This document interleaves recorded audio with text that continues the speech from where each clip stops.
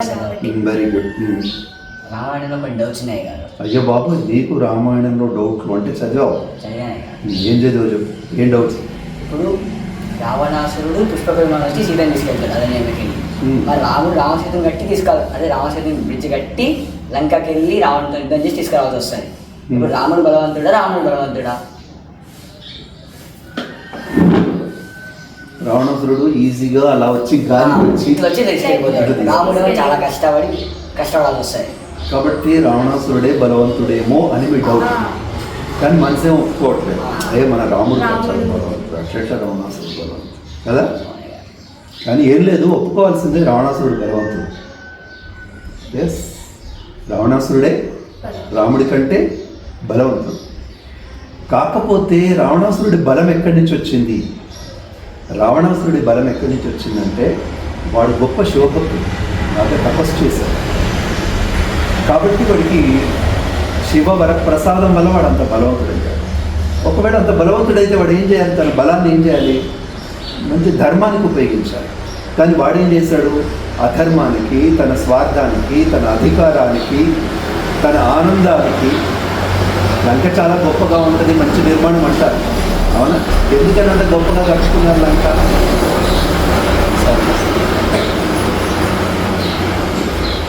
ఎందుకని అంత గొప్పగా కట్టుకున్నారు లంక అంటే వాడి జాగ్రత్త కోసం కట్టుకున్నాడు, వాడి భద్రత కోసం కట్టుకున్నాడు. అంతేగాని వాడి ప్రజల మీద వాడికి పెద్ద అంత ప్రేమ ఉండి కాదు, వాడి ఆటలు సాగాలి. కాబట్టి రావణాసురుడి బలం ఏదైతే ఉంటుందో అది వాడి బలం కాదు. అర్థమైందా? తర్వాత ఇంకొకటి మీకు బాగా తెలిసి ఉండాలి అంటే ఒక వ్యక్తికి పెద్ద పెద్ద వాళ్ళ సపోర్ట్ ఉంది, అన్యాయం చేస్తున్నాడు, సమాజంలో మనం చూస్తూ ఉంటాం. వాడికి నాకు ఎమ్మెల్యే పరిచయము, పలానా పోలీస్ ఎస్ఐ పరిచయం, ఆ పరిచయం, ఈ పరిచయం అని చెప్పేసి అన్యాయాలు చేస్తూ ఉంటాడు. అలా చేసేటువంటి వ్యక్తిని ఒక సామాన్య మానవుడు ఎదుర్కోవాల్సి వస్తుంది. ఇవే కదా సినిమాలు దాదాపు. అలా ఎదుర్కోవాల్సి వచ్చిన మన సినిమాలో ఉన్న హీరో మహేష్ బాబు అనుకో, ఎవరనుకో, పాపం వాడికి అంటూ ఏముండదు. వాడు ఒక మామూలు ఒక స్టూడెంట్ అయ్యి ఉండడము, లేదంటే ఒక కుటుంబీకుడు ఏదో ఉంటుంది. అయినా కానీ గట్టిగా వాడిని ఎదుర్కొంటాడు. ఎందుకంటే అవతల వాడికి ఉండేటువంటి బలం ఏదైతే ఉందో అది మొత్తం అవినీతి సామ్రాజ్యం. ఈ వ్యక్తికి ఉన్నది ఏదైతే ఉందో నీతి. ఈ నీతితోనే అవినీతిని గెలవడం. అంటే వీడి బలం ఏంది ఇక్కడ ఉన్నటువంటిది? మీరు బాగా సినిమాలో కూడా చూడండి, విలన్ చాలా ఎత్తుగా లావుగా ఇంత పెద్దగా ఉంటాడు, హీరో చూస్తే బాగా పచ్చగా తింటూ ఉంటాడు, వీడి పోయి వాడినంతా వాడిపోయిపోతాడు. ఇక్కడ విషయం ఏంటంటే దుర్మార్గం అనేది, అవినీతి అనేది, స్వార్థం అనేది, చెడు అనేది ఎంత పెద్దదైనా, ఎంత గొప్పదైనా, ఎంత శక్తివంతమైనా నీతి ముందర ఓడిపోవాల్సిందే అని చెప్పడం దాంట్లో ముఖ్య ఉద్దేశం. అంతేగాని మీరు అట్లా చూడకూడదు. అంటే ఇంత బక్కగున్న హీరో అంత లావువాడిని అంతాడా అంటే వాడి బలమే వాడి బలం కాదుగా, వాడి బలాన్ని ఎప్పుడో దన్నేశాడు వీడు. కాబట్టి ఇప్పుడు తగ్గుతున్నాడు ఇక. అదేవిధంగా ఇక్కడ రావణాసురుడి బలం కాదు, సొంత బలం కాదు, అది తపస్సుతో వచ్చిన బలం. తర్వాత మిగిలినటువంటి వాళ్ళు వీడికి భయపడితే వచ్చిన బలం. వాళ్ళందరూ వీడు చూస్తే భయపడుతున్నారు. ఆ భయం వల్ల వీడు పెద్దవాడయ్యాడు. భయపడనిది ఎవరు అంటే ఈ వానరుడు. ముందు భయపడిన వాడు అంటే ఆంజనేయ స్వామి. భయపడలేదు. ఎందుకు భయపడలేదు? ముందర కూర్చొని నీకు ఏమైనా బుద్ధి ఉందారా?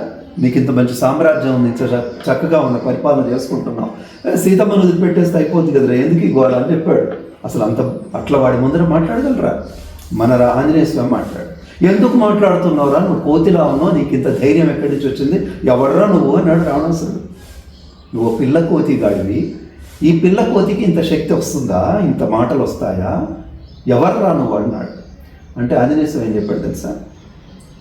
అంటే ఎవరైనా నేను ఎవర్రా అని అడిగితే ఏం చెప్తావు? నా పేరు పలానా ధనుష్ అండి, మా నాన్న పేరు పలానా అండి, మా ఊరు పలానా అండి చెప్తారు. కానీ ఆంజనేయ స్వామి ఏం చెప్పాడు తెలుసా? ఆయన పేరు చెప్పలే, ఊరు చెప్పలే, ఏమీ చెప్పలే. దాసోహం కోసలేంద్రస్య అన్నాడు. నేను రాముడి యొక్క దాసుడిని, భక్తుడిని అన్నాడు. ఇప్పుడు చెప్పు, హనుమాను శక్తి ఎక్కడిది, హనుమాను బలం ఎక్కడో? రావణాసురుడికి కూడా బలం ఉంది, అదెక్కడిది? శివుడి దగ్గర నుంచి వచ్చింది. హనుమకు కూడా బలం ఉంది, అదెక్కడిది? రాముడి దగ్గర నుంచి వచ్చింది. అవునా? ఇక్కడ పోటీ ఎవరు పడుతున్నారు తెలుసా? రాముడి యొక్క శక్తి, శివుడి యొక్క శక్తి పోటీ. అంటే మన శివుడు గొప్పవాడు కదండి, ఇక్కడ కూడా మనకు సందేహం వస్తుంది. కానీ శివుడి యొక్క తపశక్తి ఏదైతే ఉందో, శివుడి యొక్క వరం ఏదైతే ఉందో అది దుర్వినియోగం చేయబడిన బలం. అది ఎలాంటి బలం? దుర్వినియోగం. ఇక్కడ హనుమదేంది? ప్రేమ. దుర్వినియోగం లేదు, ఏ మాత్రం స్వార్థం లేదు. అసలు ఆయన పనే కాదు అది, ఆ పనే అయింది కాదు. ఆ పని ఎవరిది? రాముడిదే. అందుకే కదా అంత తేలిగ్గా వెళ్ళగలిగాడు, అందుకే కదా అంత ధైర్యంగా అతను ఎదుర్కోగలిగాడు, అందుకే కదా అతను మొహం మీదని సమాధానం చెప్పగలిగాడు. భయపడంది ఎవరు అంటే ముందు ఆంజనేయ స్వామి. అంతకంటే ముందు సీతమ్మ కూడా భయపడలేదు, అది కూడా గుర్తుంచుకోవాలి. సీతమ్మకి ఎవరి బలం? ఏ బలం? రాముడు రాడు, నన్ను కొట్టడు, అనవసరంగా ఎందుకమ్మా ఇట్లా చేస్తున్నారు నువ్వు అంటే, ఇక్కడ చుట్టూ రాక్షస స్త్రీలు కూడా ఉండి మావాడు ఒక అమ్మాయిని తీసుకొచ్చాడంటే ఇంకా ఆమె జీవితం అంతే, నువ్వు అనవసరంగా ఎందుకు పెట్టుకుంటావు వాడితో, ఇవాళ కాకపోతే రేపైనా లొంగిపోవాల్సిందే, అదేదో ఇవాళే లొంగిపోతే పీడబొద్ది కదా, నీకు పనిష్మెంట్ అంతా తప్పుతుంది కదా అని ఎవరంటారు? రాక్షస స్త్రీలు అంటారు. సీతమ్మ ఏమంటుంది తెలుసా? మీరు ఇవన్నీ రాముడు చూడకపోక ముందే మాట్లాడతారు, మీరంతా చూడని ముందే మాట్లాడతారు. నిజంగా రాముడు చూస్తే మీరు ఇట్లా మాట్లాడరు. రావణాసురుడితో కూడా అదే మాట్లాడు. రాముడు నీ ఎదురుగా పడనంత వరకే నీ నాటకాలు సాగుతాయో, రాముడు ఒక్కసారి ఎదురుపడి అంటే నీ నాటకాలు సాగవు. ధైర్యంగా సమాధానం చెప్పింది. ఆ తర్వాత సమాధానం ఎవరు చెప్పారు? హనుమాన్ చెప్పారు. అవునా?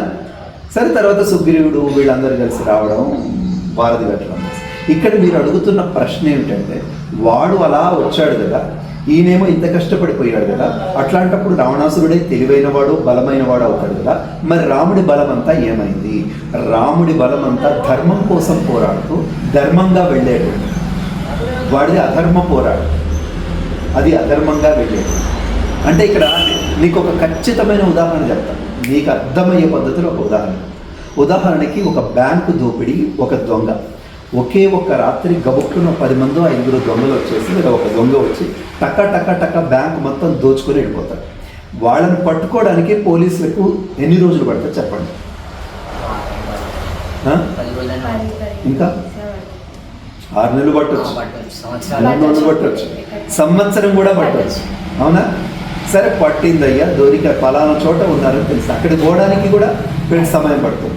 అంటే ఇప్పుడు దొంగలే బలవంతులు తెలివైన వాళ్ళ, పోలీసులు తెలివి తక్కువలు దద్దమ్మల? రేపటి సమాజంలో అంటే నీలాంటి వాళ్ళు దొంగలను అనుసరించాలా, పోలీసులను అనుసరించాలా?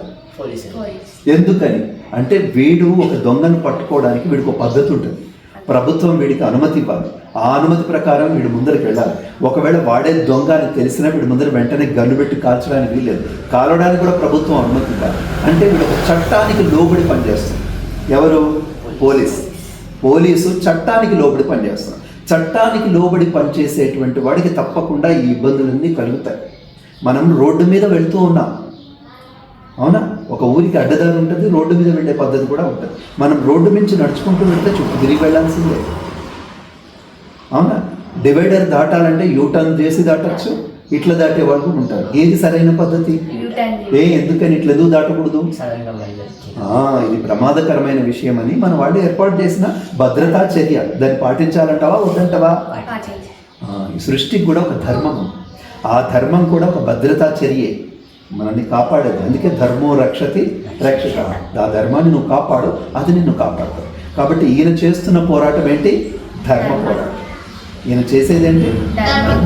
హనుమాన్ పోయి అడగలేదా, అమ్మ వచ్చేస్తే నేను తీసుకెళ్తా అని సీతమ్మతో అనలేదా? అంటే సీతమ్మ ఏమన్నా ఎందుకని అంటే, ఇప్పుడు నీలాంటి వాళ్ళు ఏమనుకుంటారంటే, ఓహో రాముడు హీరో కాబట్టి రాముడే రావాలి. ఇక్కడ హీరో హీరోయిన్ విలను ఇది కాదు, ఇక్కడ ధర్మమా అధర్మం. ఇప్పుడు ఒకవేళ నిజంగానే హనుమాన్ తీసుకొస్తే అప్పుడు మీరేమంటారు? అంటే జనమందరూ ఏమంటారు? చూసావా రాముడు ఏం చేయలేకపోయాడు అని అంటారు కదా. ధర్మం ఎక్కడ గెలిచింది? ఇక్కడ కూడా అధర్మంగానే తీసుకొచ్చాడుగా, ఇక్కడ ధర్మంగా పోవాల్సి ఉండేగా అంటారా లేదా? దమ్ముంటే వాడిని కొట్టి తీసుకురావాలిగా అంటారా లేదా? కాబట్టి ధర్మం గెలుస్తుంది. ఏం గెలుస్తుంది? ధర్మం గెలుస్తుంది.